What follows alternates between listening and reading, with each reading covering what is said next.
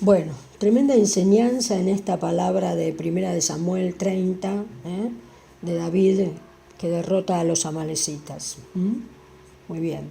Bueno, Amalec sabemos que es el enemigo mayor que tenía Israel, ¿no? Para el pueblo de Israel, digamos, era un enemigo real, Amalec. Y para nosotros los amalecitas son los pecados. Muy bien. Dice que cuando David y sus hombres vinieron a Siclag al tercer día, los de Amalec habían invadido el Negev y a Siclag y habían asolado a Siclag y le habían prendido fuego. Bueno, cuando nos vamos, cuando descuidamos, esto no fue el caso. Ellos eran hombres de guerra y entonces siempre estaban que tenían que ir para un lugar y para otro, pero evidentemente el diablo siempre aprovecha cuando estamos descuidados o cuando no estamos para atacar.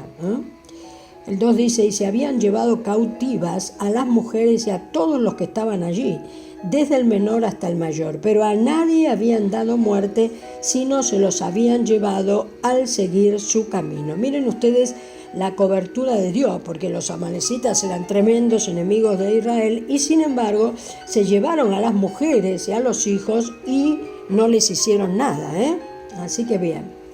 Vino pues David con los suyos a la ciudad y he aquí que estaba quemada. O sea, evidentemente había habido un buen ataque, ¿no? Y sus mujeres y sus hijos e hijas habían sido llevados cautivos. ¿Quién nos lleva cautivos a nosotros? El pecado. A todo el mundo lleva cautivo el pecado. Y bueno, hasta que viene Cristo y nos libera. 4. Entonces David y la gente que con él estaba alzaron su voz y lloraron hasta que le faltaron las fuerzas para llorar. Se imaginan, llegaron y vieron, llegaban a lo mejor en una batalla tranquilo, deseando estar en su casa con su familia y resulta que se habían llevado a sus mujeres, a sus hijos y uno además se imagina todo lo que le puede pasar, claro que sí. Las dos mujeres de David, Ahinoam, Jerralita y Abigail, la que fue mujer de Nabal, el insensato, el de Carmel, también eran cautivas. Muy bien, como somos cautivos nosotros de las doctrinas del mundo, de todas estas cosas que a veces nos distraen.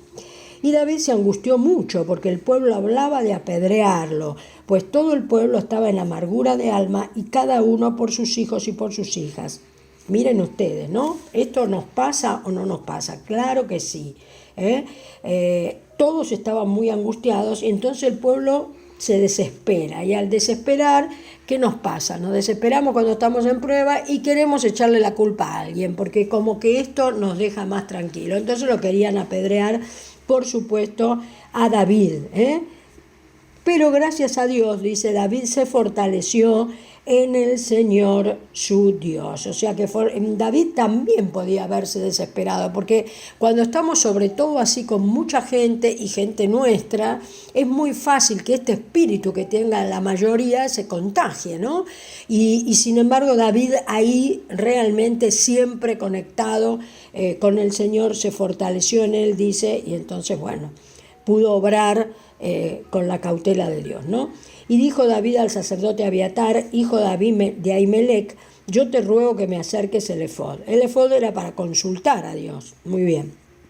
Y Abiatar entonces acercó el efod a David. Y David consultó al Señor diciendo, ¿perseguiré a estos merodeadores? ¿Los podré alcanzar? Bueno, siempre cuando estamos en prueba, preguntamos al Señor, ¿no? Y dudamos si realmente vamos a poder con esta prueba, si realmente esta prueba no nos sobrepasa y si podremos realmente pasarla. Pero debemos acordarnos siempre que Cristo venció y si Cristo venció, nosotros también, Él también, si nos mantenemos pegados, nos va a dar el poder para poder vencer las pruebas que nos vengan, ¿no? Y Él le dijo, síguelos porque ciertamente los alcanzarás y de cierto librarás a los cautivos. Aquí está el Señor con una respuesta poderosa, No dudes porque yo estoy contigo y entonces sí que los vas a librar y vas a liberarte de la cautividad. En el caso nuestro, cuando tenemos una prueba, nos va a liberar de esa cautividad de la prueba y del diablo. Muy bien. Muy bien. Y David, ya está, los librados al el 9 dice, partió pues David, él y los 600 hombres que con él estaban, y llegaron hasta el torrente de Besor, donde se quedaron algunos. Y David siguió adelante con 400 hombres, porque se quedaron atrás 200, que cansados no pudieron pasar el torrente de Besor. Seguramente estos hombres, siempre nos pasa, ¿no?, que hay gente que está con nosotros o que estamos, pero que no está tan cerca del Señor, y entonces, claro, frente a la prueba se cansa y entonces quedan un poco rezagados, Pero bueno, pero David no se hizo ningún problema, siguió adelante con los 400 hombres, y hallaron en el campo a un hombre egipcio, el cual trajeron a David y le dieron pan, y comió, y le dieron a beber agua. Ya sabemos lo que significa para nosotros dar el pan y el agua, ¿verdad? Pero miren ustedes también la provisión de Dios. Este hombre viene a ser como un ángel que los va a guiar a ellos hacia donde estaba el enemigo. Entonces dice, le dieron también un pedazo de masa de higos secos y 2 racimos de pasas, y luego que comió, volvió en él su espíritu, porque no había comido pan ni bebido agua en 3 días y 3 noches. Muy bien. Pero dice que cuando comió volvió a él su espíritu. O sea que cuando nosotros tomamos la palabra y la obedecemos, este acto trae al Espíritu Santo a nuestra vida.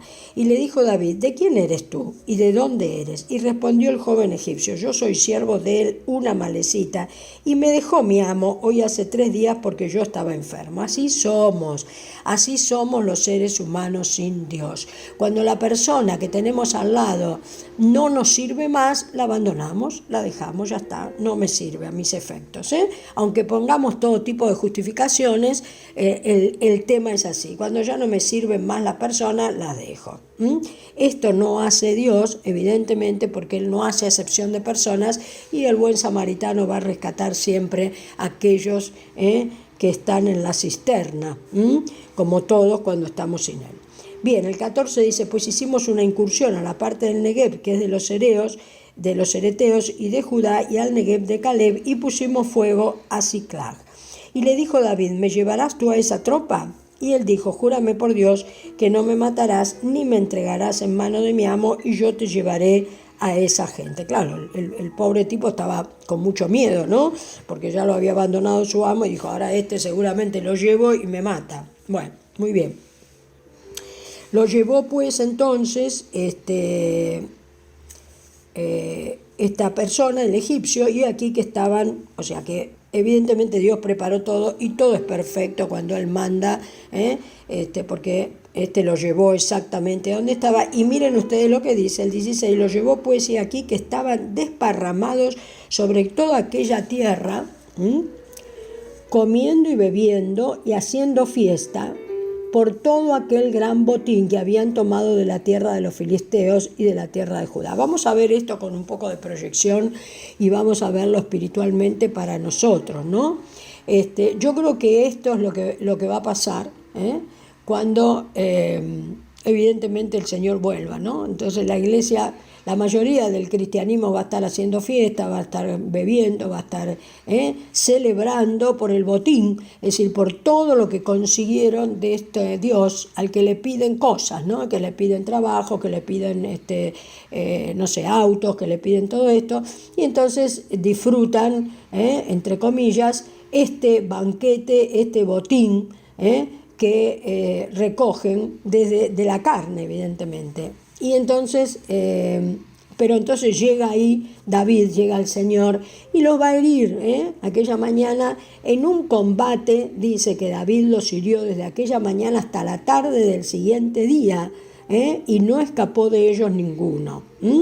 Dios va a herir esta iglesia y no va a escapar nadie del juicio de Dios, del juicio de Dios. Pero bueno, dice que, y para nosotros ahora, hablando de la prueba, aunque la prueba sea dura, porque evidentemente dice que David los hirió, pero sin embargo estuvo desde aquella mañana hasta la tarde del día siguiente batallando. O sea que evidentemente no debemos de fallecer en la prueba cuando creemos. A veces se agrava la prueba, a veces parece que volviéramos atrás, pero Dios está ahí y si nosotros nos mantenemos firmes, el Señor evidente nos va a dar la victoria. Y mire lo que dice: y no escapó de ellos ninguno, sino 400 jóvenes que montaron sobre los camellos y huyeron.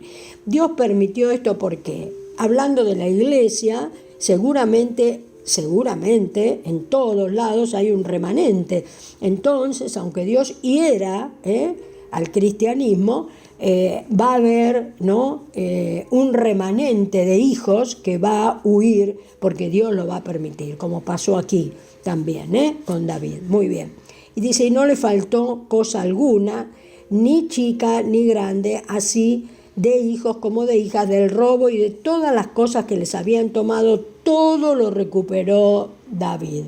O sea, tengamos en cuenta esto: cuando estamos bajo la cobertura del Señor, vamos a recuperar lo que creímos perdido. Si nosotros nos mantenemos confiando en el Señor, vamos a recuperar la salud, vamos a recuperar la fe, vamos a recuperar la confianza, vamos a recuperar todo esto que la prueba a veces nos hace dudar. Aunque nos mantenemos firmes delante del Señor, hay momentos en los que flaqueamos, pero evidentemente todo esto se va a recuperar.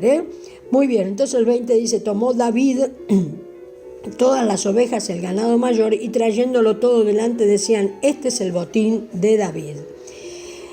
Pero acá hay algo muy importante, porque la prueba va a seguir, y si David se hubiese descuidado, vamos a ver qué pasaba. Dice: y vino David a los 200 hombres que habían quedado cansados y no habían podido seguir a David, a los cuales habían hecho quedar en el torrente de Gebar, ¿no? Muy bien. De Besor, y ellos salieron a recibir a David y al pueblo que con él estaba. Ellos contentos, por supuesto que sí. Y cuando David llegó a la gente, le saludó con paz. O sea, David también, sin ninguna deuda pendiente, sin nada, los saludó muy bien a ellos. David lleno del Señor, Pero el 22 dice: entonces todos los malos y perversos de entre los que habrían ido con David, respondieron y dijeron. Ahí empezó la gente a resentirse, ¿no? Ya una vez que hicieron todo está bien, ahora en vez de estar contentos y festejando por todo el triunfo y compartirlo con estos otros compañeros, no, les agarró el resentimiento: pero ellos se quedaron y nosotros tuvimos que ir y no sé qué y no sé más. Y entonces dice: porque no fueron con nosotros, no les daremos el botín que hemos quitado, sino a cada uno su mujer y sus hijos, que los tomen y se vayan. Ahí les entró también la codicia y dijeron: no, todo el botín que nosotros recuperamos es para nosotros porque estos no vinieron. Pero David, que no estaba distraído, por eso digo que siguió a la prueba, porque esta fue otra prueba para él, evidentemente. Si lo hubiese estado distraído, a lo mejor, o si hubiese estado en la carne, hubiese dicho: sí, la verdad que tienen razón. No. David dijo: no hagáis eso, hermanos míos, de lo que nos ha dado el Señor, quien nos ha guardado, claro, el Señor nos ha guardado y ha entregado en nuestras manos a los merodeadores que vinieron contra nosotros. ¿Quién entrega en nuestras manos los merodeadores nuestros? ¿Quiénes son? El pecado, las criaturas viejas, las tentaciones del mundo. Y sin embargo, el Señor nos cuida y entrega en nuestras manos con el poder que nos da el Espíritu Santo para someter. Muy bien. Y entonces dice: ¿y quién nos escuchará en este caso?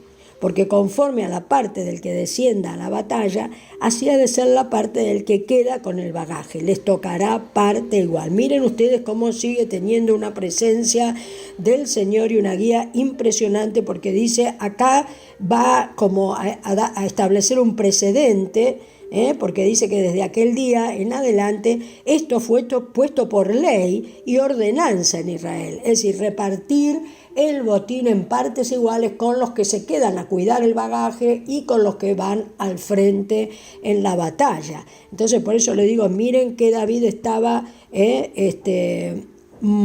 seguía muy en la presencia después de haber ganado semejante batalla, es decir, después de haber recuperado todo el botín, mujeres, hijos, que él podía haber entrado también, ¿no? Como otras veces le pasó a David, podía haber entrado en una euforia, en una cosa de la carne, festejando y qué sé yo, pensando que ya estaba todo listo, y todavía faltaba una parte de la prueba que era muy importante, la queja de sus propios hombres, malvados, resentidos porque los otros se habían quedado. Y entonces él, de parte de Dios, hace evidentemente,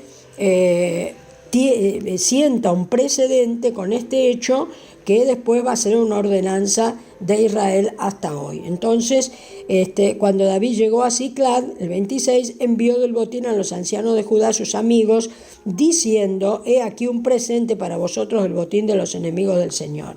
Lo envió a los que estaban en Betel, en Ramot del Negev, en Jatir, en Aroer, en Sifot de Estemoa, en Recal, en las ciudades de Jeramel, en las ciudades del Ceneo, en Orma, en Corazán, en Atac, en Hebrón y en todos los lugares donde David había estado con sus hombres. Gran botín, David recuperó gran botín y tuvo esa generosidad de parte de Dios de repartirlo, porque cuando Dios nos da mucho de verdad, nos hace recuperar mucho lo que creíamos perdido, tenemos que ser generosos y poder repartir esto que en definitiva no es nuestro, sino que todo es de Él. Así que bueno, maravillosa palabra esta del 1 de Samuel 30.